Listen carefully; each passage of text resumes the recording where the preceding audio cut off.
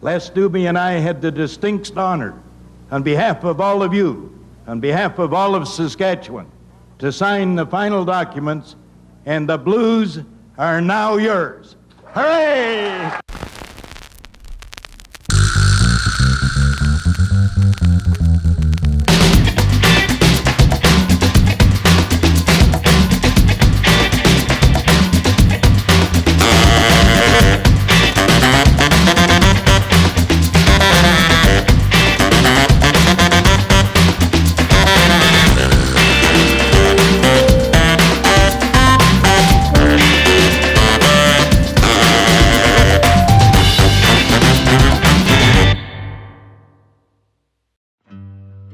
William Dickinson Hunter, a name synonymous with hopeful aspirations, tenacious boosterism, and unrestrained ambition. Reading his biography is like trying to keep up with a child on a sugar high. One minute he's a radio jockey who ran away from home, the next he owns a hockey team and is starting fights with the USSR, and then he moves on to selling a local Saskatchewan team while trying to franchise the CFL to the USA. To list the professions he worked and the companies he started would be a whole 10-minute long video itself, so excuse me if I gloss over a few of his more minor pursuits. Bill's life is dotted with goals that he almost always achieved, but all of them seem to be done with two purposes in mind: boosting the great Canadian West and the wild game we call hockey to the forefront of the globe. Bill Hunter was born on May 5th, 1920 in Saskatoon, Saskatchewan, to Jack and Marion Hunter. They lived in a very well-appointed home at 226 7th Street in the Newtana neighborhood. Growing up, Bill's father and his friends would talk relentlessly about Saskatoon's last great pro hockey team, the Saskatoon Sheiks. This would obviously have an effect on him, as for the rest of his life, all he wanted to see was Saskatoon get a pro hockey team that it deserved. His father was big into curling as well, founding the Newtana and Hub City curling clubs, as well as helping manage the Saskatoon Quakers hockey team. Aside from his sister Orpha dying of the flu at a young age, Bill's life was very normal and non-transient. Him and his three sisters were treated well by the standards of the time, and his family seemed to weather the Depression relatively unscathed. They rubbed elbows with mayors and Olympians, coaches and hockey players, college deans and business owners. Either Saskatchewan was a much smaller place back then, or Jack had lucked out and made some serious connections. As he grew older, he couldn't help but notice that Saskatchewan was a hotbed for amateur sport, and there was no shortage of people who wanted to be involved.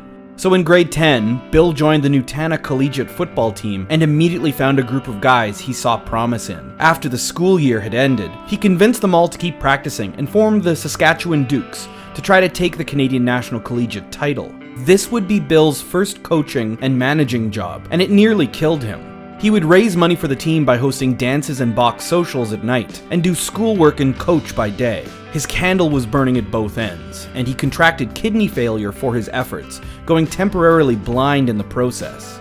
Once he recovered, he found that the Dukes folded without his involvement. But that wasn't going to dampen Bill's newfound love of sport management. No, he just had to move to a new area to coach more dedicated players. And there was no more dedicated group in the province than the Notre Dame Hounds out of Wilcox.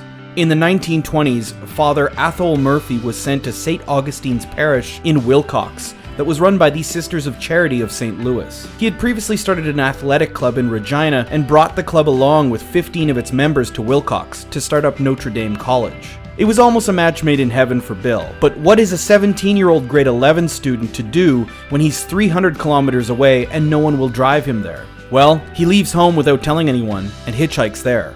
It really was a different time. He arrived in the small town covered in grasshoppers and enrolled immediately. It was as if the place was made for him, and in a short time, he began coaching and managing the Notre Dame Hounds baseball team, while also trying to graduate from high school. He was once again in charge of bringing in the funding for the team, but the Depression had hit the school a little harder than his family. Despite rubbing elbows with Conn Smythe of the NHL and Tommy Douglas of the provincial government, Father Murray had no pennies to pinch. So often tuitions and donations to various sports programs were paid with chickens, potatoes, wheat, or turnips. But even with these donations, Bill soldiered on at Notre Dame, and it shaped him as a leader for the rest of his life. But as Bill was wont to do, he got bored with college life. He had started in 1938 in grade 11 and finally graduated grade 12 by 1940 at age 19, just in time for a major world conflict to start. So once again, without letting his family know, on a visit home to Saskatoon, he went to the nearest recruiting station and joined up.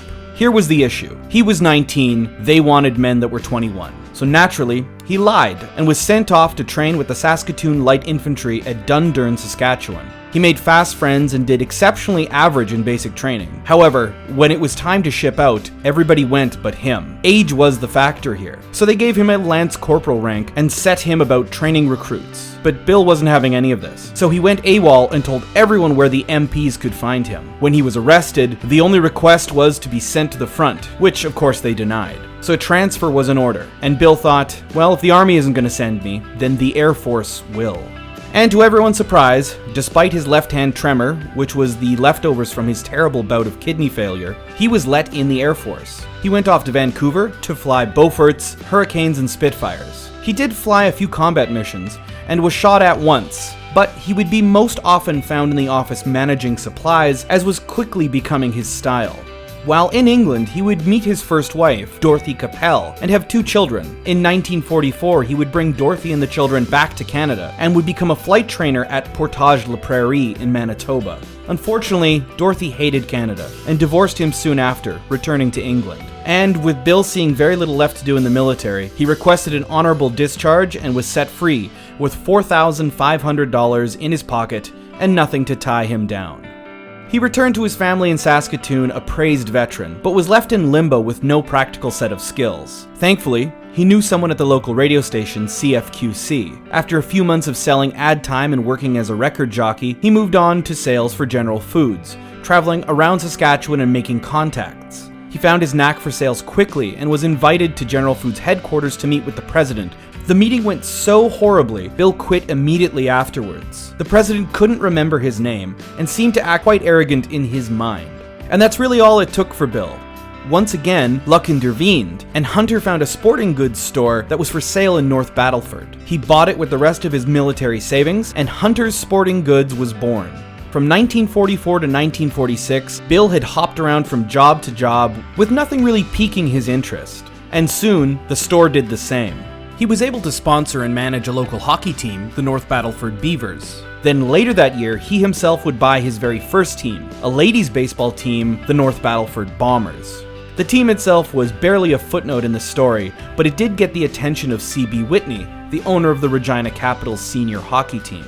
The team was in dire straits. Their record was in the toilet, and they were hemorrhaging money. So Whitney approached Bill to become a partner in the team, and as all deals with Bill went, the $2,500 investment was sealed with a handshake. But little did Bill know that Whitney would skip town, stealing the $2,500 and leaving Bill as the lone owner of a crap hockey team with a $17,000 debt. The sporting goods store had to go, and go it did. Most of the debt was paid off with the sale of the store, and the Regina Capitals were now Bill's full-time job.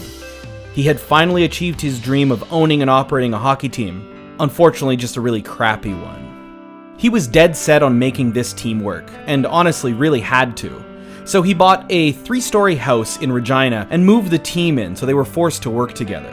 From the time he got the team in 1946 to the time he left in 1948, the Caps went from the last in the league to the second. But it wasn't to last, as his father's former team, the Saskatchewan Quakers, would come calling.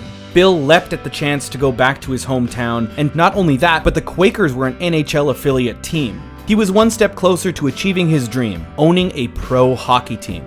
This would only last from 1948 to 1951, when the Quakers' board of directors and Bill's hot-headedness clashed. He would look for another team and found one in the Medicine Hat Tigers, who were affiliated with the Chicago Blackhawks. When he expressed his interest in purchasing the team, the former owner said don't bother, and just handed him the keys to the arena and the team for free. So by doing nothing but asking nicely, Bill had landed his very own arena and hockey team. It truly was a different time. To raise money for the Tigers, he brought such amazing acts as Duke Ellington and Stu Hart's Stampede Wrestling to Medicine Hat, all to a mixed reaction. However, the logic was sound, and he did break even. This would be the 3rd team Bill saved in the last 6 years. But with managing the arena and the team, Medicine Hat turned out to be too much for him. And soon after he met his next wife, Bernadette Marin, he packed it up. The couple jumped on an opportunity in 1955 to own the Moose Jaw Canucks hockey team and the Moose Jaw Mallards baseball team. Fate, however, did intervene, and before they could play in the arena burnt down, so the team had to move to Yorkton. Another kid was born in 1956, and with that, Bill took a job in Edmonton for a company called First Investors. If your family has been in Canada since the 50s, there's a good chance that your grandparents had a savings plan with First Investors. And if they lived in Western Canada, there's a really good chance that Bill Hunter sold that plan to them. Bill would be their shining star of a salesman. During his time in Vancouver, he would total $78 million in sales. Seeing his potential, they pushed him to assist them in their expansion into Seattle, where Bill's other son was born in 1959. With 3 kids, Bill was sick of moving around, so he left First Investors and started his own company, the People's Investors, where he first met Dr. Charles Allard, who would be very important when we get to the whole Oilers part of Bill Hunter's life. The People Investors was making Bill millions, but he still longed for his dream of owning a pro hockey team. So when he met with some old hockey buddies in 1965, who were now working for the Detroit Red Wings, they mentioned that their farm team was in danger of relocating to California. If someone didn't buy it, that is. Bill couldn't help himself. He arranged the sale and soon became a part owner of the Edmonton Oil Kings with Dr. Charles Allard.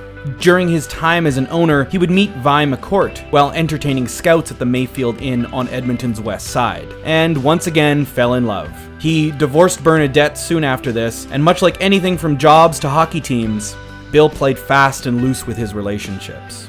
But it was a new beginning for Bill and also the Oil Kings. They were once again one of the worst teams in the senior league, and their captain had recently been killed in a car accident, so there was a lot of rebuilding to do. But within the 65-66 season, the very first season Bill owned the team, they went on to win the Memorial Cup, and once again proved that Bill could polish dirt to make it look like gold. I know you're sick of hearing this, but Bill was once again not satisfied. He was having huge issues with the NHL and their micromanagement. So he and a few of the other senior league owners hatched a plan to stick it to the NHL and the CAHA. Their rules, their league, no micromanagement, or having their players getting stolen by the NHL for no pay.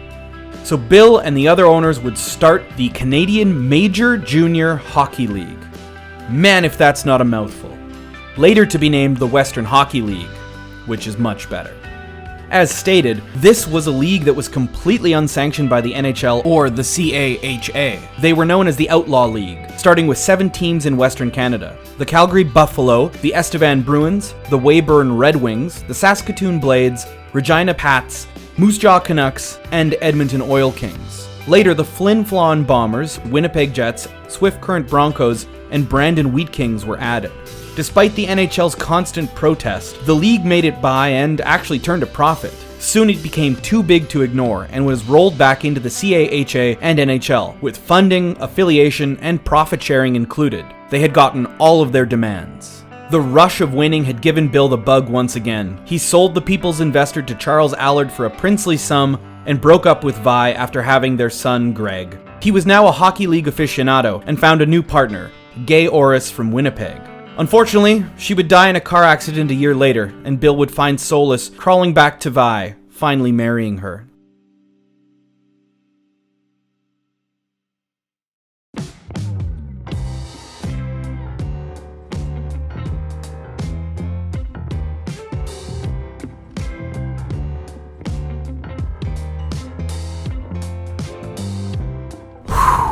Okay, let's just take a breather. So much has happened up to this point in Bill Hunter's life, I think we kind of need a recap, because the next 2 chapters are going to define the rest of his life. So let's recap. He survived the war. He had been married 4 times and had 6 children. He had 14 jobs, rebuilt 7 sports teams, started a whole new hockey league from the ground up, and made millions by using his tenacious sales practices. All with just barely getting his high school diploma. Wow, it really was a different time. So where were we? The Western Canadian Hockey League had returned to the NHL as an affiliate, and they had given the Pro League a good slap. However, this may be a case of the chicken and the egg, as they weren't the only upstart leagues on the continent. In the USA, both the NBA and the NFL were being taken to task by 2 so-called outlaw leagues of their own. The NFL had a competitor in the World Football Association, founded by American lawyer Gary Davidson, and the NBA had a competitor in the American Basketball Association, founded by former Buena Park Mayor Dennis Murphy. Both men, like Hunter, were frustrated at the current sports establishment for either ignoring lucrative markets or not providing an exciting enough product. The goal with both leagues was eventually to force the NBA or NFL to merge with the Outlaw League, making the owners of the teams within a small fortune. It was a businessman's high-stake gamble at a time when owning a sports team was an attainable goal for even a mid-sized business.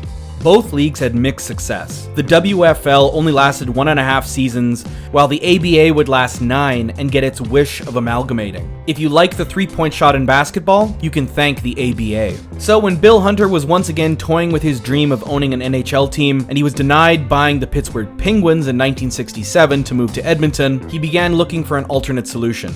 Luckily, Murphy and Davidson ran in the same circles. Hunter was into the idea of the new World Hockey Association, but right away noticed flaws. Murphy and Davidson knew nothing of hockey, nor did any of the potential franchisees that they brought in. It was shaping up to be a disaster on the same level as the WFL. But Bill wasn't going to let this opportunity slip him by. He grabbed the reins and began to manage the non-existent league as he had done so previously. He made a simple sales pitch to the potential owners he hand-selected. In a good-sized city, there's somebody who made a stack of cash building apartments. They've got big egos, they've made their pile, and they want the world to know it. Like I said, it was a businessman's gamble.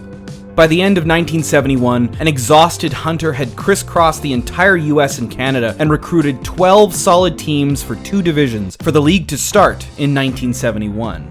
So the race for the draft was on, and soon enough the world's largest sports draft up to that point kicked off in Anaheim. The World Hockey Association lived up to its name by drafting not only NHL and college players, but also European players. It was a resounding success. That was until someone mentioned, how are we going to entice these players to come to a league where most of the teams didn't have arenas and they hadn't played a single season? Well, Bill, as always, had a solution. First, they would get rid of the NHL's reserve clause, which had kept players from leaving teams to make more money elsewhere.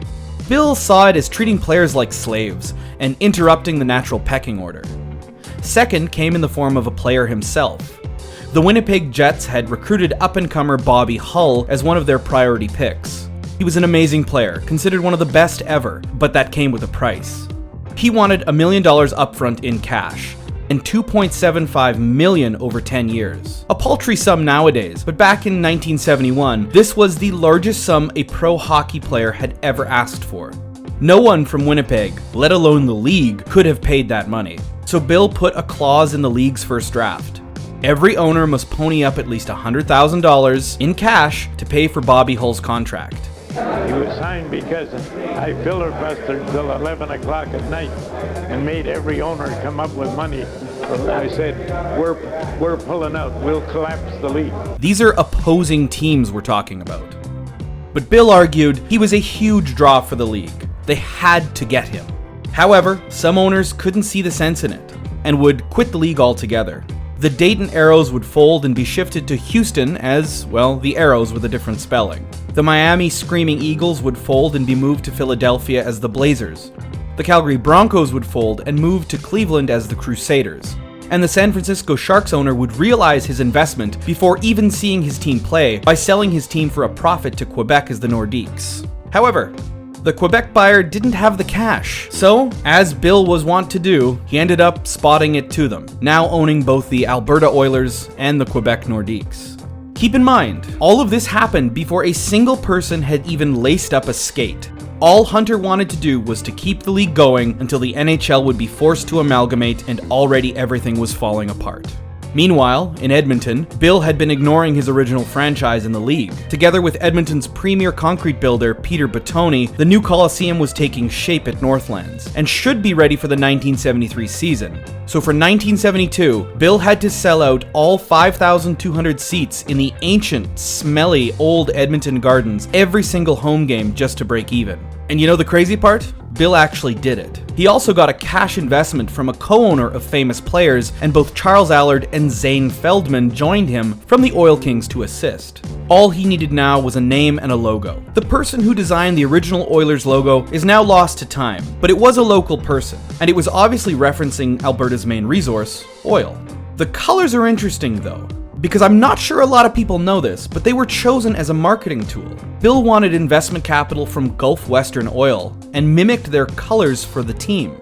Unfortunately, Imperial Oil had sponsored the NHL, and Gulf didn't want to step on anyone's toes, so the deal fell through, but the name and the colors stuck.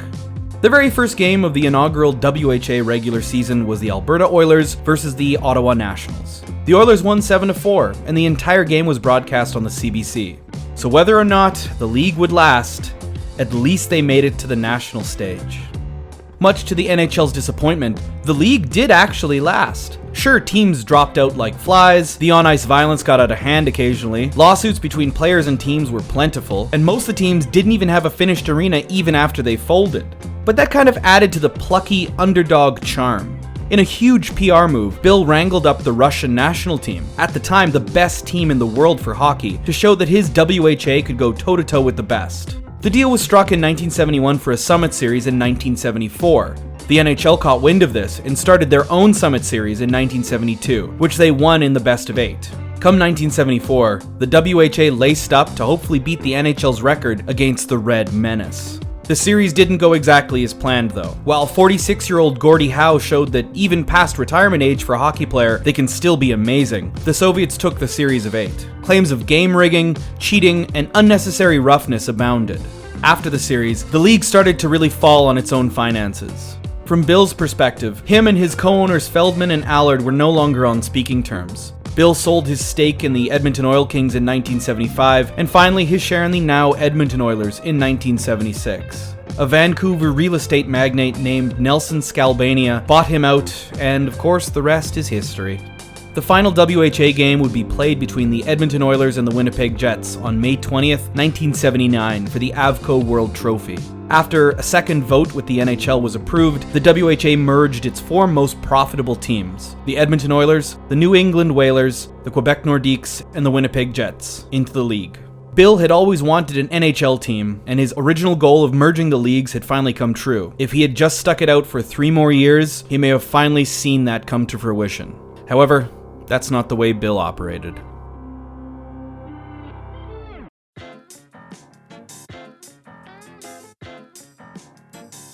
After the merger, Bill didn't give up hope that he would get into the prestigious NHL Owners Club. Post-1976, he floated around working with the Edmonton Sun, first investors once again, and starting up a new Oil Kings franchise that only really lasted a season. The real push to get back into the fray came in 1981, when he could see the beginnings of the financial issues some of the NHL expansion teams were having. Using the Winnipeg Jets and the St. Louis Blues as possible teams, he sold a new hockey team and arena to the then Premier of Saskatchewan, Alan Blakeney.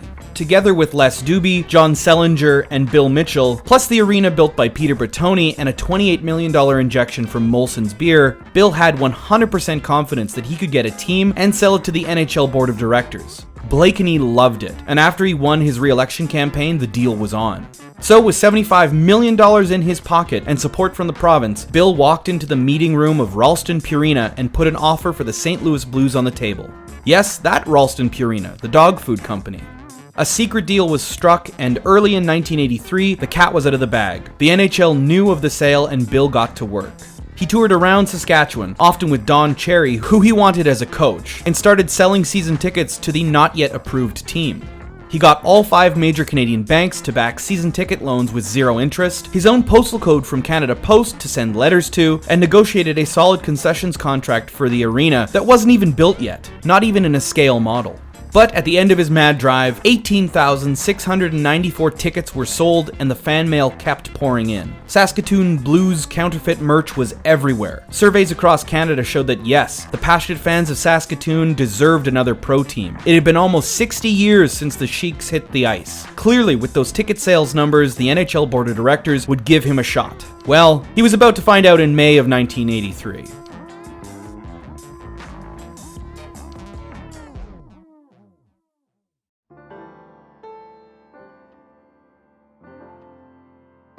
The National Hockey League Board of Governors, after meeting for some 6 hours here at New York City today, turned down the proposal by Ralston Purina to sell the team to Saskatoon interests and move the hockey team to Saskatchewan.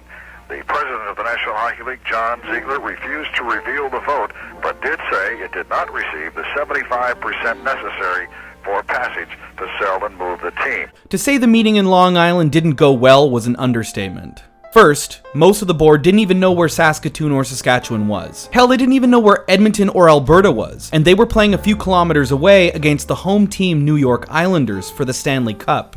During their sales pitch, the Canucks representative actually fell asleep, and the then Oilers owner Peter Pocklington leaned over and tried to convince Bill to stop this foolish pursuit. And at the end of his speech, Hunter knew that while he tried his best, there was really no one interested in his dream. He needed 75% approval from the board, and he didn't even get 25%. Once again, the NHL had shut the door in his face. The excuse was that they didn't want to send a team from a larger American market to a smaller Canadian one. That was the same song and dance they had told him back before the WHA came to Edmonton, and look how well that turned out. So Bill tried again. If they wouldn't give him St. Louis, he would take Winnipeg and relocate them. With the help of Bill Comrie from the Brick Furniture Store, they got together $50 million and petitioned for a 1985-1986 season for the Saskatoon Jets. They even got Husky Oil on board as a sponsor, but unfortunately, the NHL found another way to shut him out. At the expansion meeting, Bill, representing Saskatoon, alongside the representatives of Hamilton and Ottawa, met with the NHL and were told that the bar for the NHL team entry was no longer a few $1 million.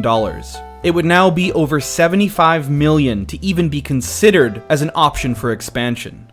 The NHL had taken down the WHA and once again held team ownership just out of grasp for the average businessman.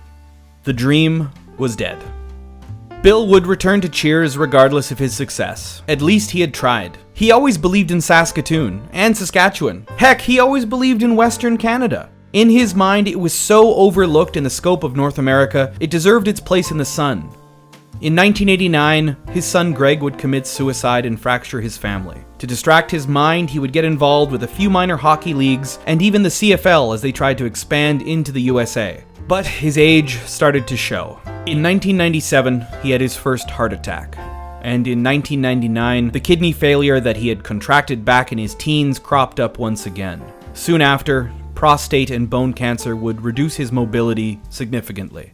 Bill would move back to Edmonton, reconnect with his family, and lived a fairly quiet life. He could often be seen at an Oilers game and would never miss a WHA reunion. In 2000, he was invested as a Companion of the Order of Canada. In 2001, he was inducted into the Canadian Sports Hall of Fame. But as 2002 came to a close, Bill had lost his battle with cancer. He was buried in Edmonton, next to the team he loved.